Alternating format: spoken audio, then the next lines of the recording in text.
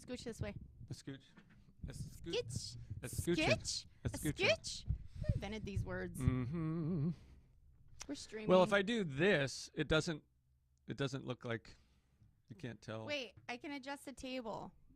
No. That's making me bald. Wow, that's shiny. I need some. That is shiny. You should dim that light a little bit. Yeah, we should. That's quite the glare. Whoa. Okay. Oh, that's so much better. Oh my gosh. We'll just we'll keep your head like covered. Yeah. It's a good thing I'm kind of short. Bowl cut. That's it. I actually have hair. Are you ready? I am ready. Okay, I'm ready. All right. Unscripted. Well, hey, how's it going, Gisele? Hey, it's going great. Oh man. So here's what I love about Unscripted. What? We Kerr? didn't plan this whatsoever. Nope. We turned the microphones on, and I get a little nervous at first. We're like, well, wait, what am I gonna? I'm like, let's just hit record. Like, just don't talk to me. We actually haven't talked since last week, really much, No. except a couple of text messages. Yeah. So, what's happening? Anything going on? Did you have a good weekend? I did have a good weekend. I had a great weekend because me and my boyfriend are doing that thing where we're starting to cohabitate a little bit more. Okay. But I was like, I need my own space if that's going to happen. So not as much co. He gave me what I meant is this should be my habitation. If you're going to be here. He understands what I mean. Yeah. So I got my own room, and I am starting to decorate it. So we're rehabbing, as I'd like to call it, not just redecorating. It's an overhaul of this room. So when you're cutting out walls and redoing floors and stuff, like that's the total. When you say you got your own room, I got my own room. Apart from him or apart from? Yeah, well, like he has an extra guest room. Oh. And so I'm taking over it because I got a lot of stuff, and he already has a house full of stuff. At his place. At his place. Oh, I was like, where would you put that because room I'm tired in your of place? Packing up a bag every day. Right. You know, it's annoying. You got a space. Yeah, I got a space. Oh. I'm making my own space, so it's That's gonna be kinda like fun. it's gonna be my like dressing room, yoga room, music room. Because I'm like, I need a room to yoga, I need a room to play my guitar, and I just need my own space. I need my own room. Cool. Because I mean, I have my own apartment, but I have roommates now, so I don't. That's not even all my space anymore. Right. And so I'm just kind of like, I need a room. That's awesome. So he gave me a room because he loves me. Oh, he does. He does. Yeah, that's like ridiculously So obvious. Does he have a big house? No, not a big house. Just it's big enough if he'd like remodel the whole thing. It's one of those, I think it's Cape Cod style, where it's got like the big attic-y loft room. Oh, fun, yeah. That you can remodel. Well, he didn't remodel it, but it would make an amazing like master suite or giant living room or something like that. Yeah, you know what I mean?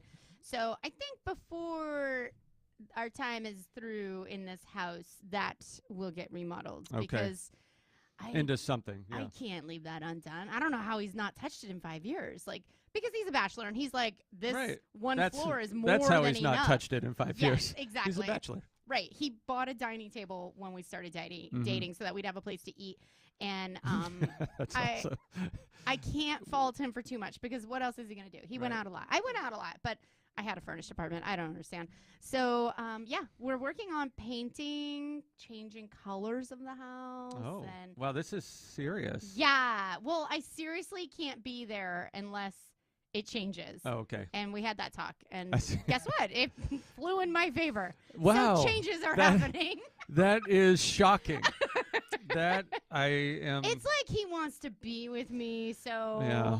And it's also like you don't usually get your way, so that's nice. I know. What a change of pace. It feels really good. Yeah. About time. Yeah. It's about time. Oh, jeez. Well, awesome. That's fun. Right. That's It really is fun. It's like it's the fun kind of work. It's not like the work. Right. It's like it's working, but yeah. I'm excited about it. And not that I'm never excited about working, but mostly. Yeah. So I'm excited because it's my space. Well, good. And I'll be praying for Dom. Yeah. So just, because I pray for everybody. Everybody. Yes, This is just a blanket statement. Right. I just thought I'd mention that specifically in this context. What about you? What did you do? So I don't remember. Oh. I don't. I mean, I'm not a big drinker or anything. Man, I'm blacked out.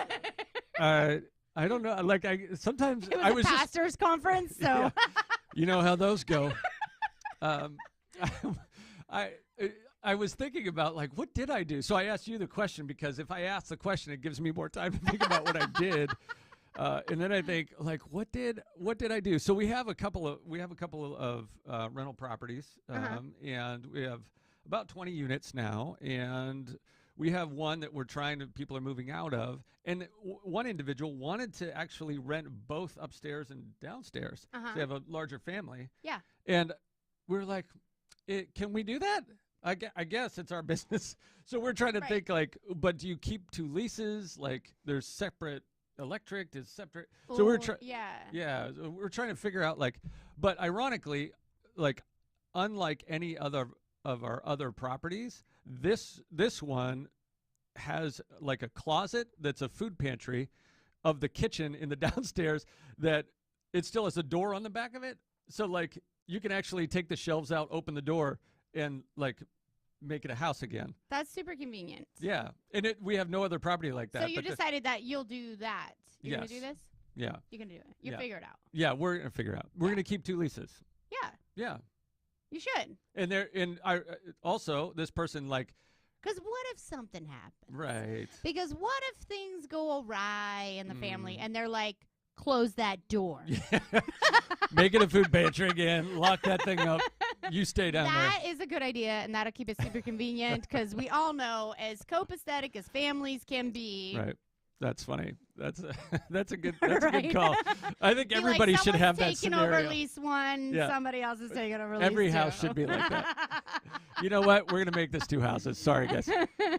Locking the kids downstairs. Yeah. So that's been interesting trying to figure that out. They needed to actually her landlord like sold her house that she was in, and everything's selling so quickly that she has to move. So they had just moved out of the upstairs apartment, but the downstairs people aren't out yet. So at the end of the month, downstairs people are going to move out, and she's going to move the rest of her people. She was able to go in the so she has a place to live. She thought maybe that would be better than being homeless. Have you had to live with your family, like, as an adult? Did you ever have to go back to your folks? No, not my folks. So it's not really – so it was Jen's parents? Yeah. So her mom like has always had roommates as long as like we can remember. Yeah. Like she's always had somebody living in her house. Yeah. And so when, we sold our house, so for her it wasn't weird. No. For you guys it was different. Well, and we're kind of that. We were that way for a long time. We had like students living in our house and stuff. Okay. So it was like we moved in. She has a back area that's like a Florida room, like a 3-season room. Yeah. And we were in it. You were in one of those seasons? No, we were actually in it for the season it wasn't made for. Great. So timing. it was like, it was winter, and it was like we were back there, and it was very cold. And we had all 3 of our cats at the time. You learned to get real snuggly with your wife. It was, that's like not the time that people want to be snuggly, though, when it's like that. But we stayed for like a couple months, and it was. That's not so terrible. No, I had to move back in with my mom for like 2 weeks. 'Cause my dad was out of town. He was like always out of town. But for like 2 weeks in between, my rent was over, and I was buying my building, and it was a couple of weeks that we had to sign the papers and stuff. And yeah, I love my folks, but nah. No. Yeah. I'm good. What was I moved out when I was 18, like not looking back, Yeah. I wonder what people that might be listening to this, what is your worst family living situation? I would love to hear from people. Like, what was the scenario that just went, like, there was one other time, and Jen's mom is phenomenal. So, like, if you're gonna do this, like, hopefully your family's cool. Right. Yeah. Yeah. Like, Jen's mom is awesome. Like, my mom's like making me dinner every night, doing my laundry. Hey, can my we dad's move in with like, your mom? gee, that'd be nice. Yeah. I'm like, well, you're not her favorite daughter. I don't know what to tell you. Yeah. Sorry. So on the one hand, I was like, oh, that's kind of nice, but I'm also extremely independent, so I don't mind doing all my things. Oh, yeah. When we moved out of our one place into our first house that we bought, we stayed with Jen's mom for like a month. And at the time, she was living in a house trailer. So there was 2 bedrooms. So she had her bedroom and then the other bedroom. But she also had a roommate at the time. And so we had a king-size bed, and the bed was as big as the bedroom. So we like literally slid the bed into the bedroom and then turned it, like laid it, and it took up sandwiched it between the walls. It took up the whole space. Oh my word! That was funny. And then the roommate like laid on this. I don't know. She was weird. She laid on this like crinkly like tarp because she was afraid of, I don't know, dust. And it was like it sounded like she slept on a bag of chips like all night long. It was not the greatest scenario. Oh my gosh.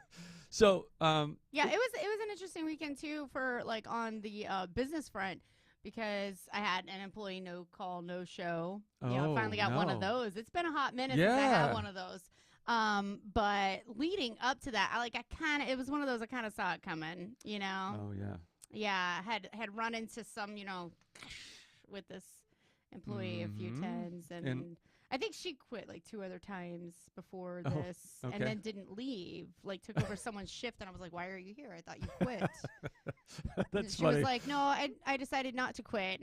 Like, okay, can you do that? Because you need to like have a talk with me about that. And then she caused some problems with the employees in a massive text message a few weeks earlier, and so I was like, basically, you're in trouble, so you're off the schedule for a couple weeks. And so I had a no call, no show. That was the first time in a long time, but it was one of those like that it kind of made sense. This is better for the team. Yeah.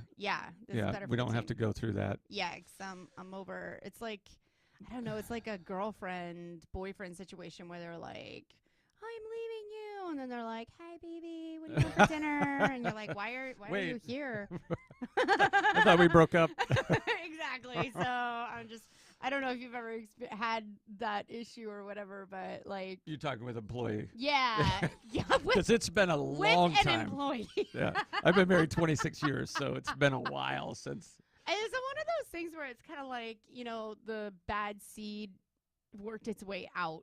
Yeah. It just didn't make sense for anybody anymore, and they saw the writing. I don't know, who's listening, if you know how hard it is to fire employees. Gosh. I mean, I get it. Like, PA is a right to hire and fire state, so it made it easier than some other states have it.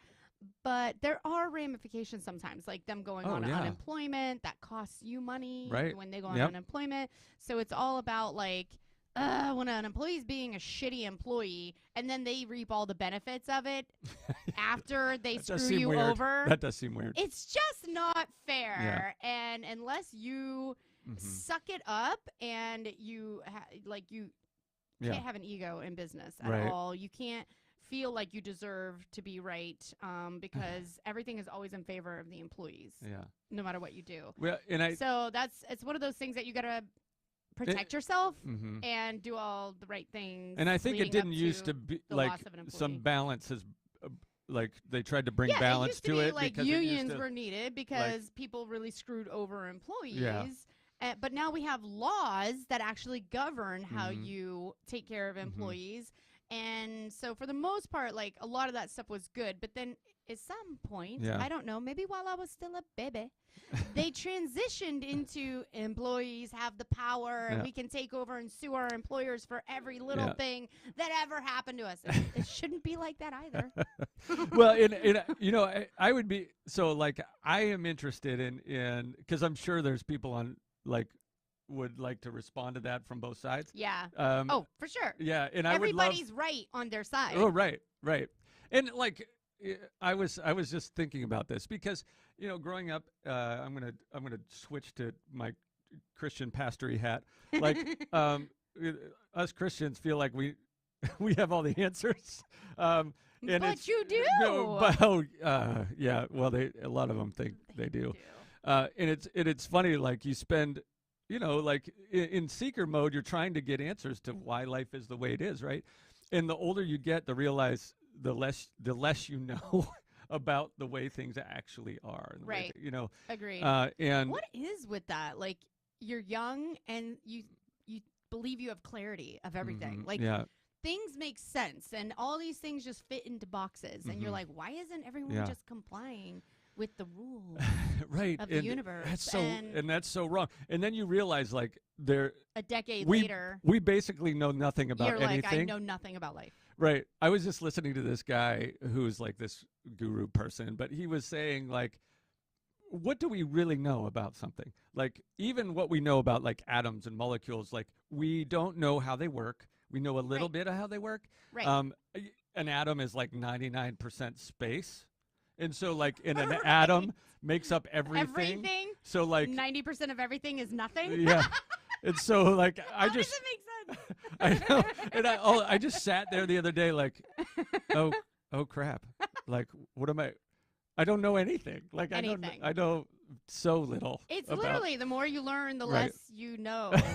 So, how is that? I don't know. It's so weird. Gandhi, help us out. And you know what he's going to say? That's true. You don't know anything. But, like, I always think about that in terms of when you boil that down to, like, your relationships with each other, with your employer relationships, and coming at those relationships. A few weeks podcasts ago we talked about crucial conversations, and but I think about, like, this perspective of not holding life loosely enough to know that there's probably stuff that I don't see from like the employee side. And there's as employers, there's definitely stuff they don't see from our side, like our perspective, like the whole though, like, until they become an employer. Because for me, like, I've been an employee, so I've got to see the other side of it. I've been the one, like, the man needs to pay up. Like, I've been on that side until you become the man, and then you're like, being the man sucks. Like, you should be the other guy. We'd love to pay up all the time, but sometimes it's harder to pay up. It's hard to pay up when you ain't got no money. What would you like? Would you like to pay? Would you like me to pay you in what? Like blood, fish, sweat, and tears. I'll go catch some fish. So yeah, I just think but I'm dealing with, like, employees that are like 20. Yeah, you know? So there's not even as much life experience in between. Right. So I'm also, I know where they're coming from perspective wise, and I'm trying. You just can't, like, you try to say, girls, this moment is going to be a moment in time. It really doesn't matter. It has nothing to do with the rest of your life, but it feels like their whole world is ending at this very moment. Oh, I remember that feeling. And it's all, like, you can't blame them 100% because there is, like, a lot of hormone things going on in those early years. And, we can't control a lot of the emotions with the hormomes things. And it's certainly more difficult. Eat more vegetables. You know what I mean? That's all I can say. Help the hormones. Eat the asparagus. Less red meat. I don't know. Well, it is true. I remember, like, being a sophomore in college, and back when I did date somebody, I did have a different, and that person broke up with me, and it just felt like it was all. What is the point of anything? What is the point? It's all.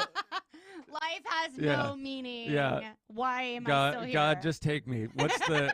I thought. Yeah. So everything is What makes us as humans so consumed with a thing? Yeah. You know what I mean? And that could be, like, your hobby or your career. You know, like, if you were a race car driver and you got in an accident, you can't race cars anymore, and suddenly you're like, life has no purpose. Like, and it's like that with people dating and then they break up. And why are we obsessively like this, where we have such hyper focus on a thing being everything that we are and everything that we need? And I got going too deep for a Tuesday morning. No, well, so I was gonna try to give an answer, but based on my recent study, I'm like, I don't know. I mean, I basically had an answer until I learned that I know everything when I know nothing. Yeah. So I've been thinking about this. So I read this quote, that the more conclusions you come to, the less you experience life. And that's a good one. Yeah. That one's going on the wall. Yeah.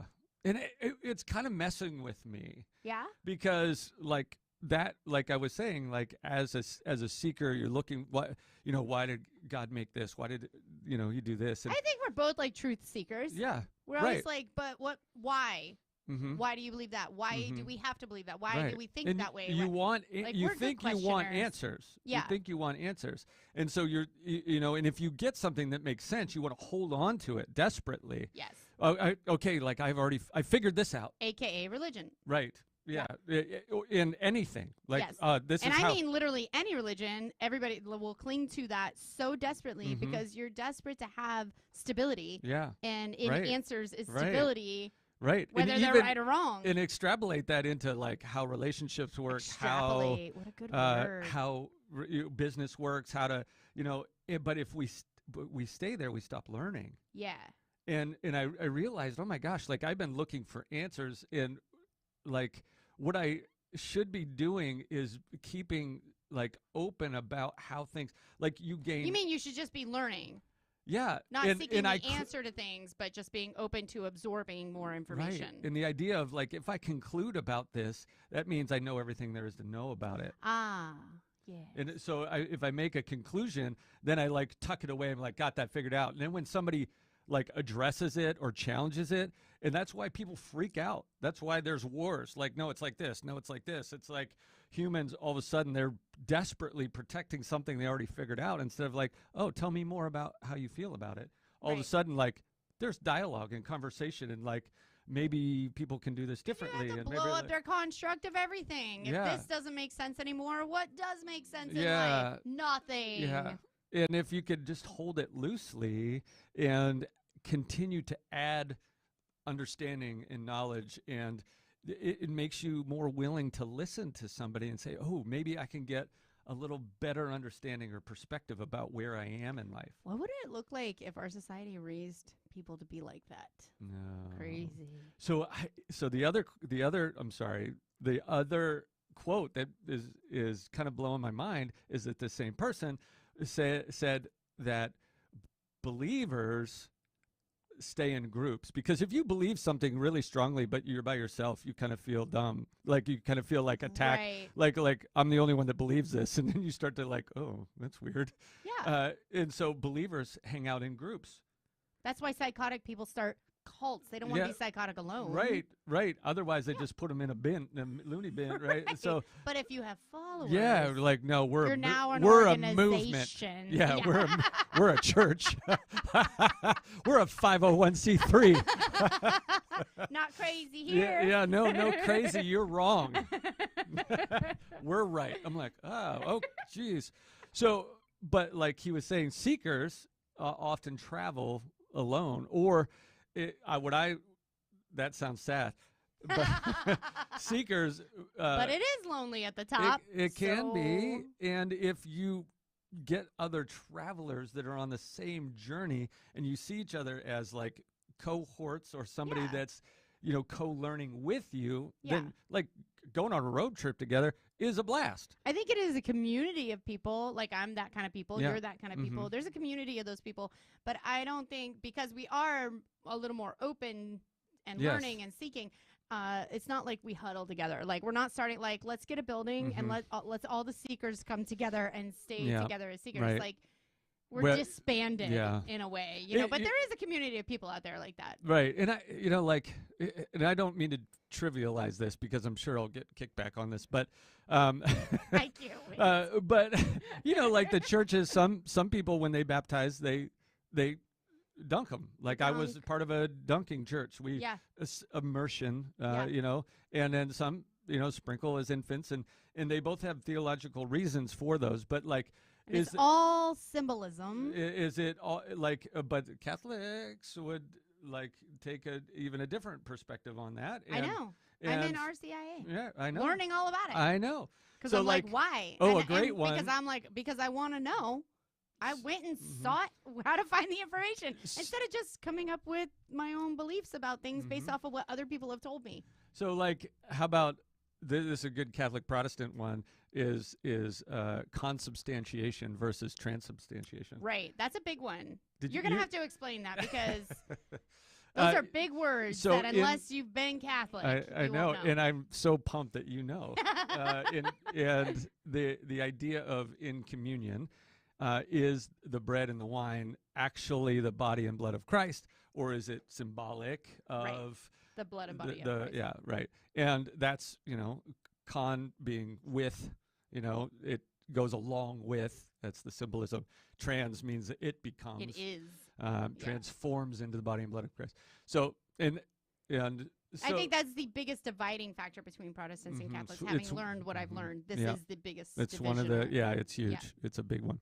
And so and I think in those groups, it becomes can be, instead of a source of dialogue and to learning. Me, it's literally we're talking about you believe it is and you believe it symbolizes. Yeah. And we have started world wars over this. Yeah. We're doing the same tradition. And yes. And so think about that. Worshiping the same God. Yeah. But literally that trivial.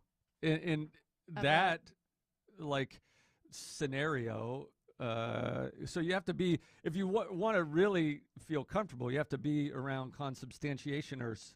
Yes. Yeah. And so otherwise you'll be arguing all the time about it. Yeah.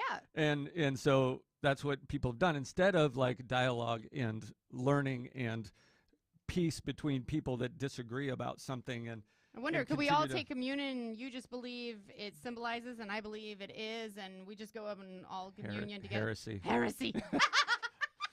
Well, you know what they used to do. Yep. Is it getting hot in here? So, we're gonna get kickback from this. Death to everyone.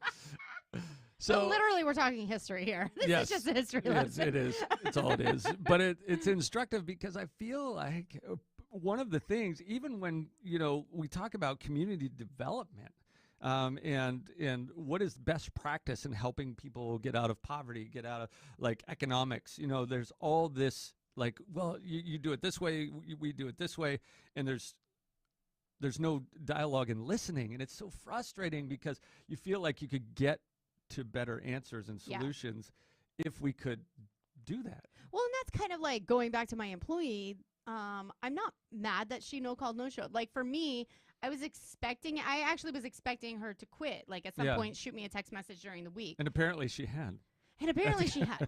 But it was that leading up to it. I'm not mad about it. Even the instances we had, and I'm okay, whatever. Because I know where she's coming from in her crazy little 20-year-old world. Yeah. And everything that's happening to her is her world. And so when that falls apart, literally everything, including her job, has to fall apart.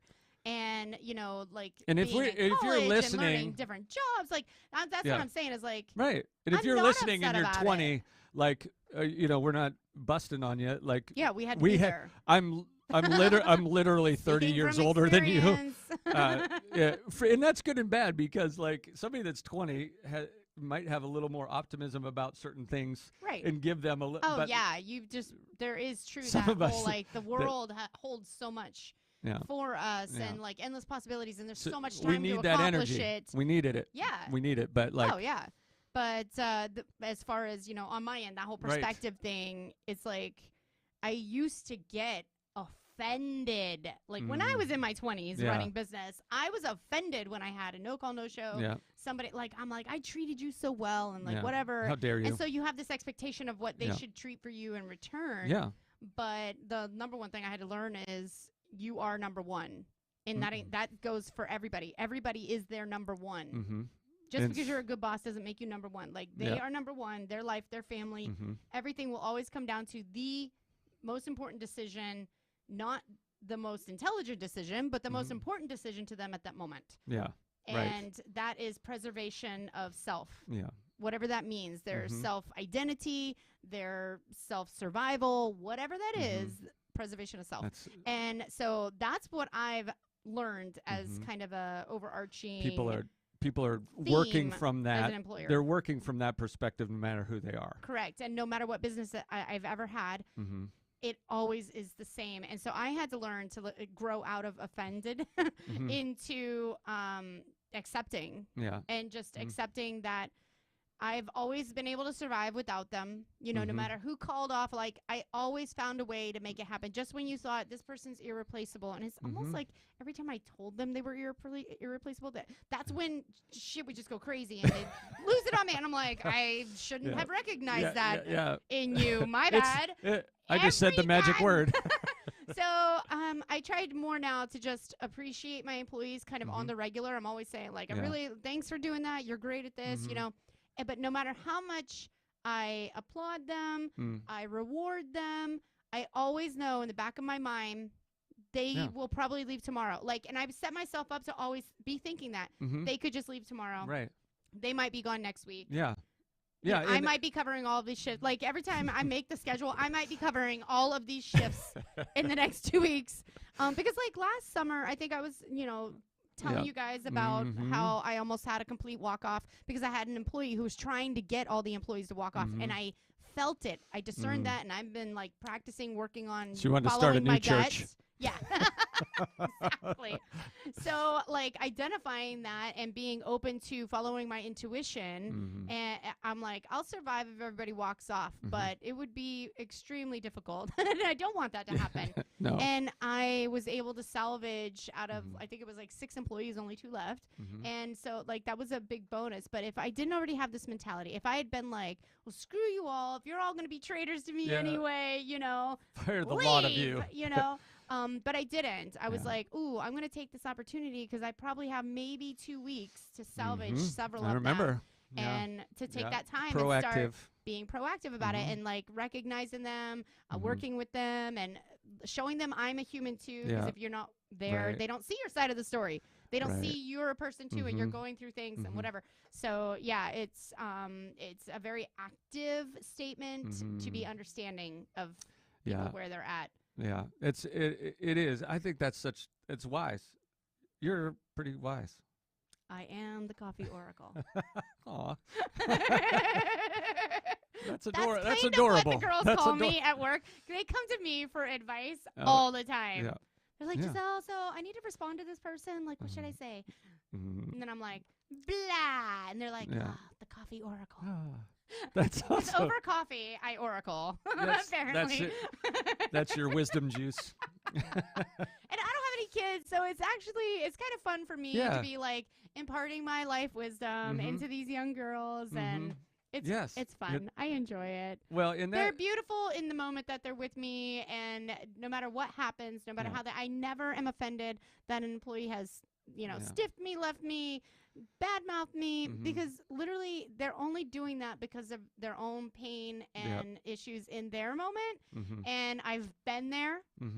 I've made the accusations of other people before I was able to see from their perspective. So, I just the whole age and wisdom thing. I don't know. And it was said, I think it was John Maxwell, and I love this quote because it just cracks me up. But it's like, you know, you've heard it said, with age comes wisdom. And he says, sometimes age comes all by itself.